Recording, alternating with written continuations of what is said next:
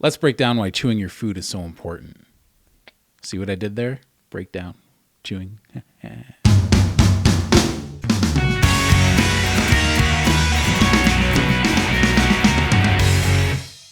What's shaking, bacon? My name's Bruno Panucci. I've been doing this carnivore eating for about 1.25 years now. I've really been enjoying it. I've been doing it consistently for that 1.25 years, and I've been doing it intermittently for years before that. Now, I really enjoy this way of eating because it makes me feel good. Now, I have lost a lot of weight doing this, and I still have about another, I'd say 60 or 80 pounds to go. I'm working out as I lose weight, so I'm trying to maintain or build my lean mass. Now, I'm getting medical grade exams to determine what my lean mass and body fat is, so I can monitor this as I go down, because lots of people, when they lose weight, they lose a lot of lean mass. Now, typically up to about 40, sometimes 50% of their lean mass is lost in their weight loss. So you lose 100 pounds, 40 of that could be lean mass, and you don't want that. That's your metabolism you're losing. So my goal is to maintain or build my metabolism as I burn fat. Is it a slower road? It seems to be, but is it a better quality road? Absolutely. So one of the ways I'm doing this is I'm making sure to get about 4 pounds of lean ground beef a day. And just recently, in the last week and a half, I switched to a regular ground beef. Now, I'm sticking with ground beef just because it's easy, it's cheap. I still have steaks every now and then, but I go with this just because it's easier to monitor. And I found my sleep has been amazing. Switching from lean ground beef to regular ground beef, not only is it cheaper, I'm sleeping better. I'm sleeping so much better. Now, I have been going to bed kind of late, but I'm getting up consistently at 7, give or take 15 minutes, and I feel energized when I wake up. This explains why for so long while I was doing carnivore, I'd go through days or weeks with getting really good sleep, and then really poor sleep for days or weeks at a time, and I could never figure out why. I always make sure to make red meat my staple, but sometimes I don't get all that fat in there with it. Sometimes I'm having fattier cuts of steak than other times, and it seems to be making a dramatic difference. So I'm going to be playing around with this. I'm going to really be watching this. I'm going to start shooting for about 8 hours of sleep a night. Typically when I go to bed at midnight, I'm getting around 7 because my body just wants to get up around 7 o'clock. So I'm going to see how it works getting to bed a little bit earlier if I still have that good quality sleep, because if there's one thing I noticed, whenever I went to bed too early, say at 10:30, 11 o'clock, I would get more restless, broken sleep all through the night. And that was the problem I had. Not only was I getting a little amount of sleep doing a carnivore diet, and I'm talking between 5 and 6 hours, I was getting broken sleep all the way through that. It's like I would power nap for the first couple hours, and then after that, I would just wake up. I'd open my eyes and think, oh, it's not morning yet, and then close them again. And I would do that, minimum 6 times a night, sometimes up to 12 times a night. So I was not getting much sleep. And now I would lean towards my blood sugar being too low and it affecting my hormones. And that's why I kept waking up. I always noticed doing carnivore meant I got less sleep. Now I do know people who do keto get less sleep. So that's an 80% fat, 20% protein way of eating. And lots of people who do keto often talk about how they just don't get the best quality sleep. So I think there's a happy medium in there. It could be anywhere between a 70-30 or a 60-40. I'm not sure, maybe a 50-50. I do think everyone's a little bit different when it comes to that, and you have to really start paying attention to that. But we're going to do another video in the near future on sleep and why it's so important. But that's just what I've been going through lately. So I'm really going to start watching this even closer and seeing how much of an effect this has on my body. But to the point of chewing, when I was a kid, I used to watch my dad eat, and he could eat hot, really hot food, and he could eat it really fast. He would serve all of us soup, and even though it was boiling hot, he could just finish that so fast. And when I was a little kid sitting at the other end of the table, I watched him eat, and he would wait for everyone to finish their soup, and then we would take out whatever meat was going to be on the table that night. And there was no shortage of meat. He always cooked enough for everyone, and in case everyone wanted seconds. So in case company ever came over, there was always food. My dad is the ultimate host, but boy, did he eat that food fast. He would just go through it because the guy wouldn't eat all day at work. He was the original intermittent faster. He would go to work on coffee in the morning and then skip lunch, unless he took one of my siblings or myself to work with him. He didn't stop for lunch. He did carpentry and renovations. He's a master carpenter. So when he was doing these jobs, he wouldn't take a break. And that guy ate, boy, did he just go right through it. And I used to try and race him. I never told him I was racing him. I never told anyone else I was racing him. But I used to race him. I used to want to eat as fast as my dad. And I picked up a bad habit at a young age. I didn't chew my food very well. So I used to always try and do that I'm talking when I was like 4, 6, 8 years old. I would just try and pace my dad. And I wasn't trying to beat him. I was just watching him and wanting to be like my dad. Now that's just a normal human behavior. We learn to move like our parents. I learned this in my kinesiology class in college. We learn to walk like our parents. We learn to bend over like our parents. My dad, I don't think I ever saw him squat when I was a kid. If he needed to bend over and pick something up, he would bend over at the waist and sort of use his back leg as a counterweight to pick something up. And that's how I learned to bend over and pick things up. I never squatted down to pick anything up until I was an adult. And it makes sense. We learn so much from our parents just from the visual cues that we get from them.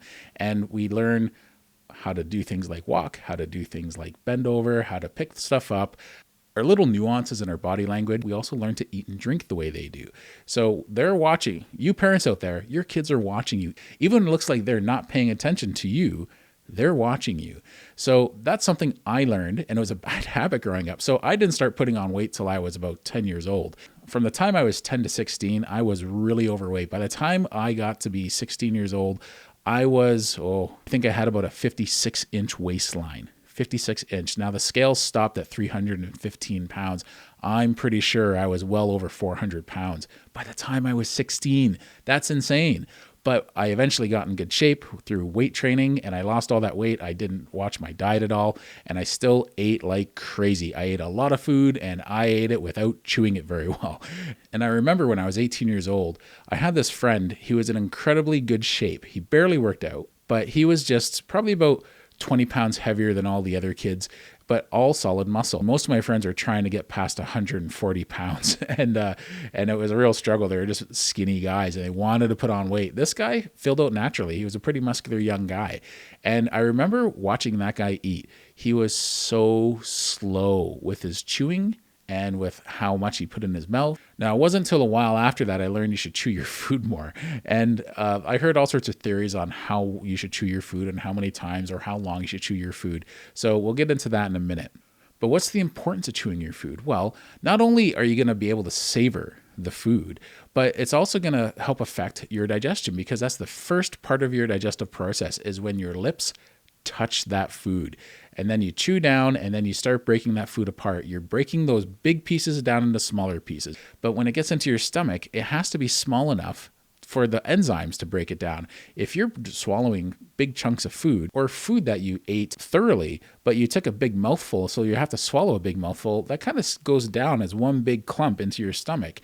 And it's going to be a little bit more work for your body to digest. So we want to help our body out, because our body has to make all these digestive enzymes to help break that food down even further.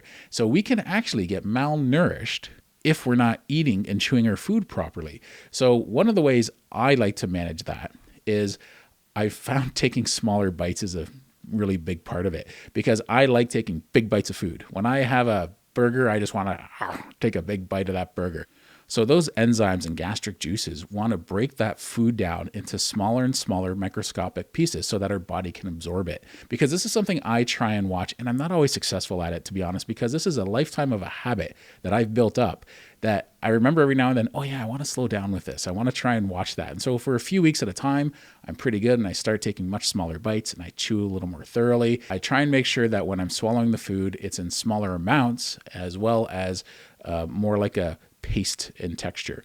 So I never did that, especially when I was eating carbs or pizza or something like that. I was like a machine. I would just go at it.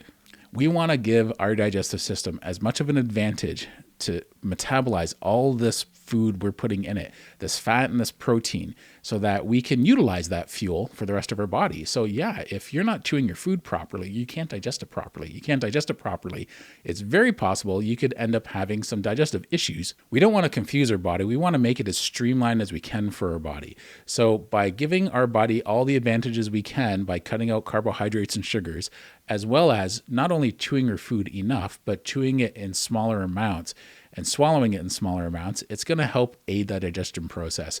We want to make sure we make it as efficient as possible for our body to digest all this food, because it wants to convert it to energy. So if you're doing some exercising with that, which is always a great idea on a high protein diet, I say that all the time, I think it's a really good idea that we're making it as easy as possible for our body to digest this fuel, because we don't absorb protein as well when we get older. It's as simple as that. It's just the physiology of our human bodies.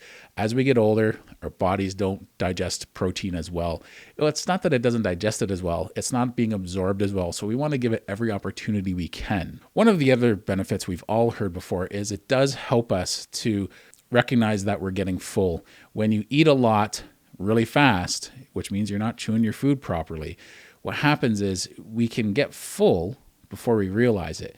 And then we keep eating and eating past that. Now, that is tougher to do on a high protein carnivore diet, but it's still possible. So we want to learn to get in tune with our overeating if that's something we have a history of doing. Now, I don't want to come across as sexist or judgmental or anything like that, but I do think this is an issue typically more with guys. I don't know why, that's just how I feel about it. I think I've just known a lot more women through the years, whether they're larger or smaller women, that just have better table manners than guys. Well, how long should you chew your food? Well, that depends. How many times should you chew your food? Well, the answer is as simple as this. Until it's a paste. It doesn't matter how many times you have to chew it. It doesn't matter how long you chew it for. When you hear someone telling you that you need to chew your food X amount of times, they're just probably regurgitating something they learned from somewhere else, probably some magazine written by some fitness guru or something like that.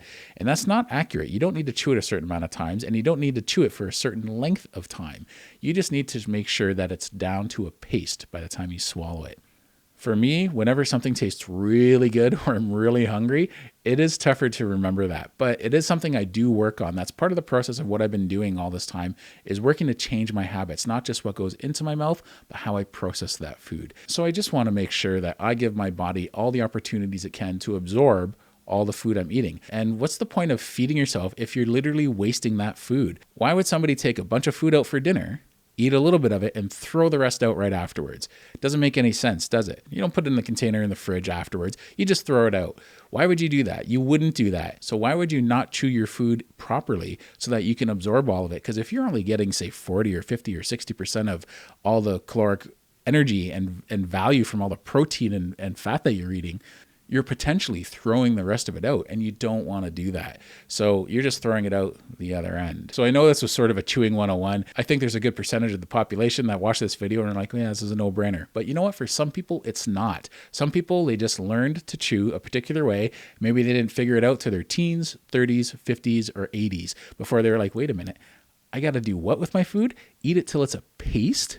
I remember learning all about this in nutrition class in college, and I was really blown away because that's when I first realized I've been doing this wrong my whole life. I didn't even consider it before that. I just knew I was a fast eater. Everyone knew I was a fast eater. Little did I realize I was way off the mark. And when you're young and you look fit, you don't have any second thoughts about it. So I just like to say to everyone out there, I really appreciate you watching this video, watching it till the end. And if you have any feedback you want to give me, please let me know. Any topics you want me to discuss or anything I can do to make this channel better, I'd really be interested in hearing it. So try and keep your constructive criticism positive. Thanks for tuning into this video. I hope you enjoyed it. If you like, give it a thumbs up and subscribe, and I'll talk with you later.